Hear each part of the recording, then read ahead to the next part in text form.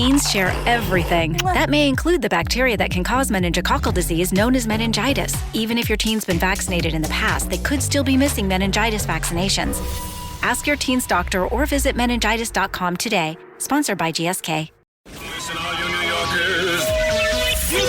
Taxi! Okay, we're looking around. This is the 77 WABC minicast.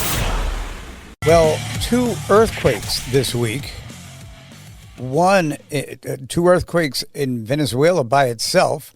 One magnitude 7.1, the other magnitude 7.7, 6 minutes after the first earthquake. And there is tremendous loss of life, damage to buildings, and destruction of services. And our country, along with others, are sending as many people as they can to save those who still might be limited by the results of the earthquake, and also to try to help them get back on their feet.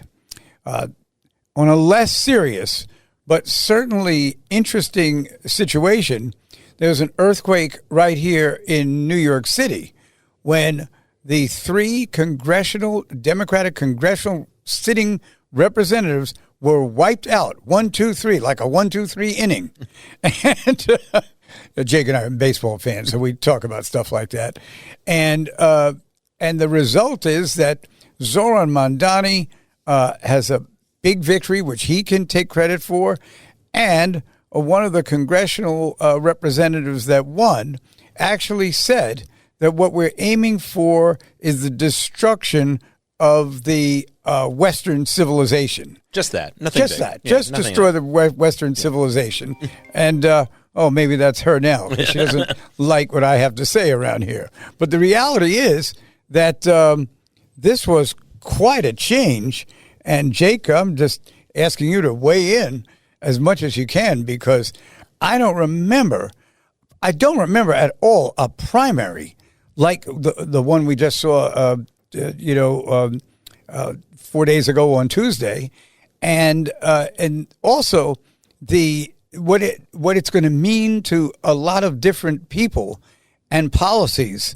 All of that needs to be worked out, hopefully in starting very soon. Well, the last thing we needed in America is more far fringe candidates and elected leaders, both on the left or the right. We didn't need the kinds of people, for example, in the Republican Party who are fomenting anti-Semitism and crazy isolationism. I strongly believe there's fewer of those kinds of people in the Republican Party than there are in the Democratic Party, but either way, there's too many of them for any side.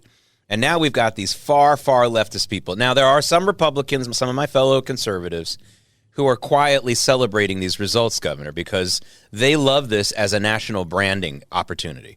So they may have lost these elections here in New York, which were going to go to Democrats anyway. They weren't going to pick up any seats in these districts, let's face it.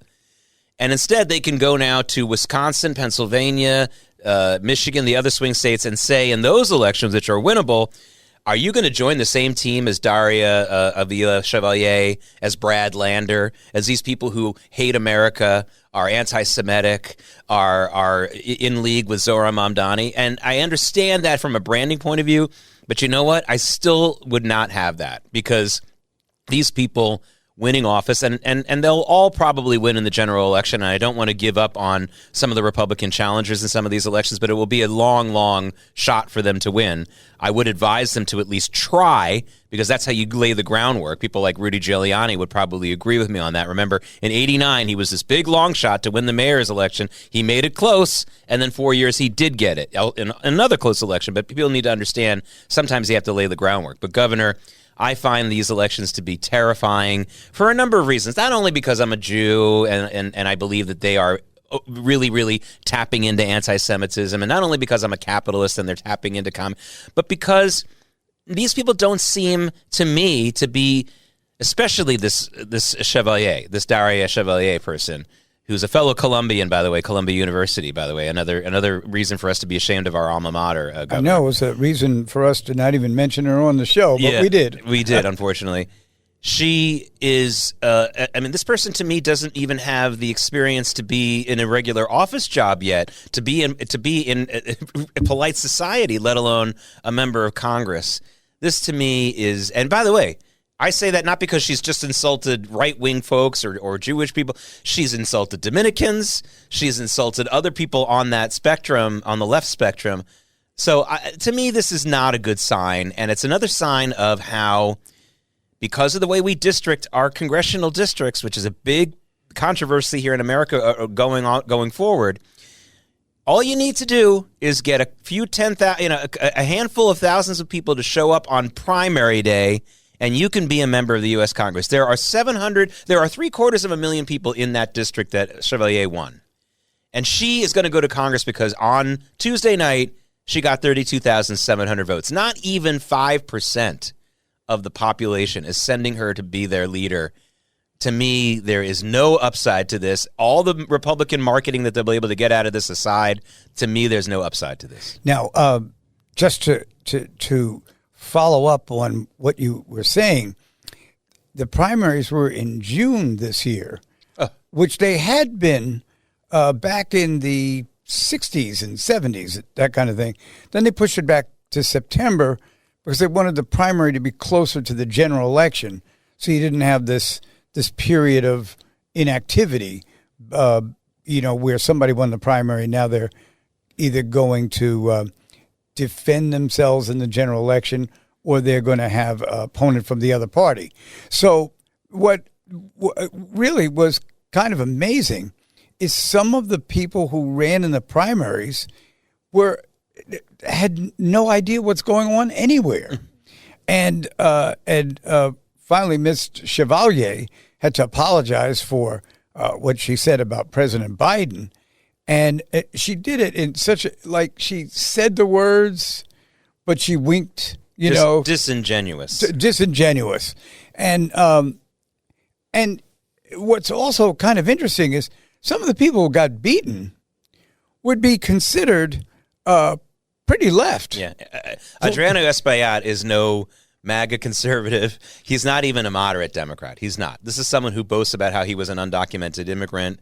By the way, but that's an important point to put out there, because I think we're also doing too much of a favor to the Zohran Mamdanis and Daria Chevaliers to talk about it being mostly about ideology. Yes, they are communists, and they are in some ways, but the reason why was Espaillat targeted, and the reason was because Espaillat didn't initially endorse Zohran Mamdani. There were other districts. Mamdani, by the way, didn't make an endorsement in the 12th district race. That was the one where Nadler had stepped down, and there was a crowded field there. There was no endorsement there, interestingly enough, because there was no candidate there who didn't endorse him in time. Espaillat did eventually endorse Mamdani, but only after the primary against Andrew Cuomo. So this is a power grab. And this is a taking advantage and some of it was very personal. Yeah. But the first thing you mentioned is so important to me. Having primaries, especially in blue cities, where the primaries are basically the whole thing, because the blue cities are one party's cities. To have a primary on a random Tuesday in the middle of the summer is a form of voter suppression. Whether you're a working person at the lower end of the economic scale or a higher end of the economic scale, or a student who might be away for the summer, who is eligible to vote, maybe a high school senior or going into college, something like that. It is a form of voter suppression. Who can take the day off or take time off on a working day on a random Tuesday in the summer? Union members who not only get paid for the day but get paid extra sometimes to do campaign canvassing on election day. The fix is in. And these Democrat socialists who are really communists understood that a very low number of votes would get you the highest return bang for your buck. Again, 700. According to the census, the 2020 census, you have to have a population of more than 761,000 each congressional district. It's supposed to be roughly 761,000. Daraliza Avia Chevalier got 32,700 votes. I mean, this is just a ridiculously low number of people, the few ruling the many, and very scary. Do you think it's possible that now that the die has been cast and you've seen the damage that a relatively few group of people were able to cause that the Democratic Party will be weary of this 2 years down the road and will find a candidate who can match which won't, on intellect, it won't be that hard, but in terms of service and campaigning and fighting, and perhaps win that seat back.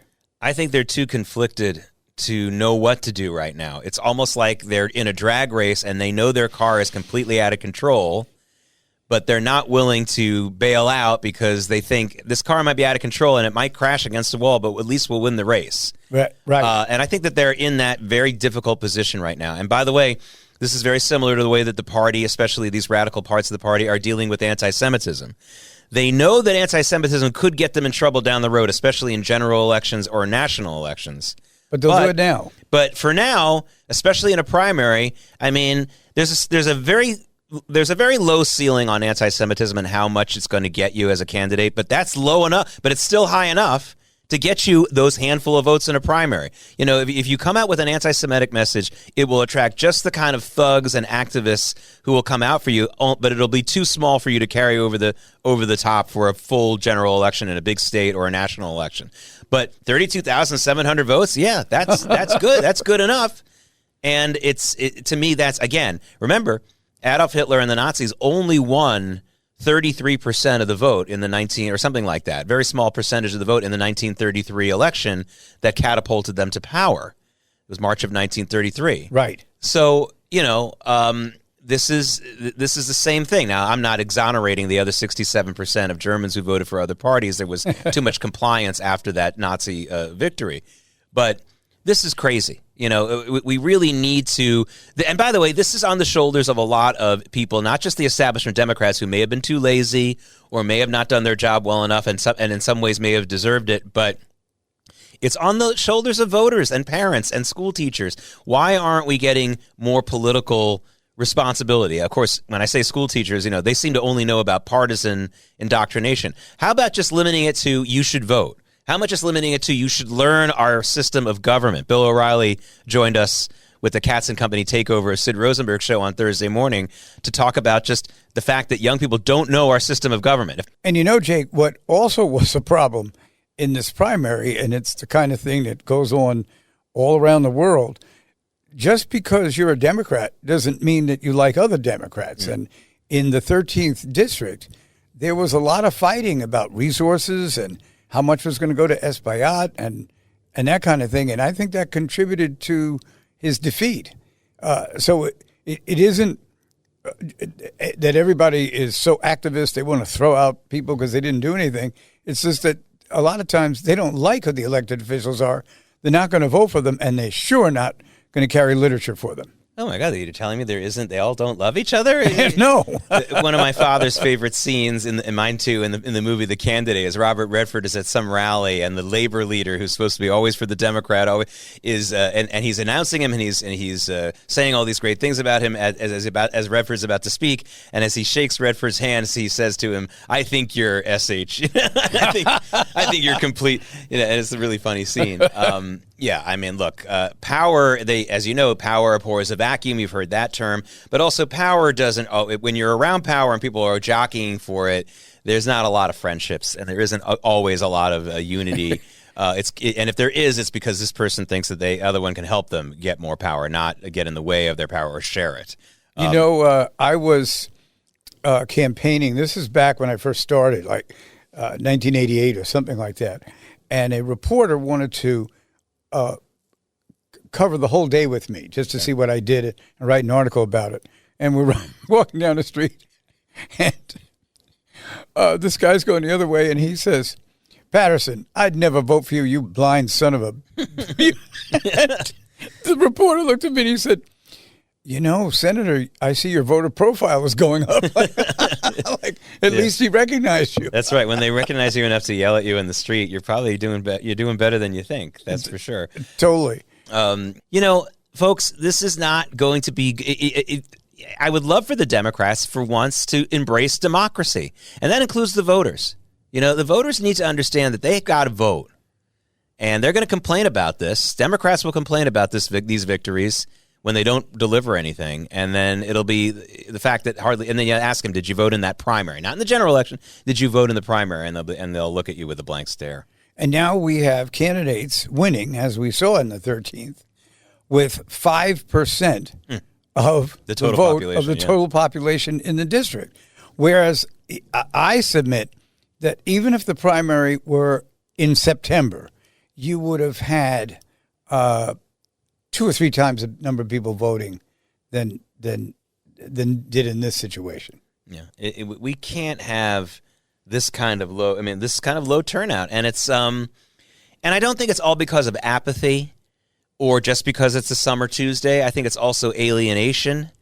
I have been a big proponent from an academic standpoint of investigating how much alienation of voters suppresses the vote, self-suppresses the vote. It's not just all apathy. There are a lot of people who just don't feel that any of the candidates really speak to them, that it will really matter in their lives. Oh, yeah. When you pass out literature, you get those people, they're out there. Yeah, and I think it's a huge percentage. And I think that percentage of formerly alienated voters coming back into the voting pool were a big reason why Trump won in 2016. There were a lot of older voters who went for him. So don't forget the alienated voters. Well, a lot of older voters and younger voters listen to the Left versus the Right here on WABC. I'm David Paterson, and Chad Novak is here with me. Jake Novak is here with me. Maybe I'm thinking about Chad. Yeah, listen, the hanging Chad. I'm not hanging, though. Not yet. We have a hanging Chad here at WABC, and I hope he'll forgive me for that remark. But we'll be back right after we have some messages from our sponsors. Join us in just a couple moments.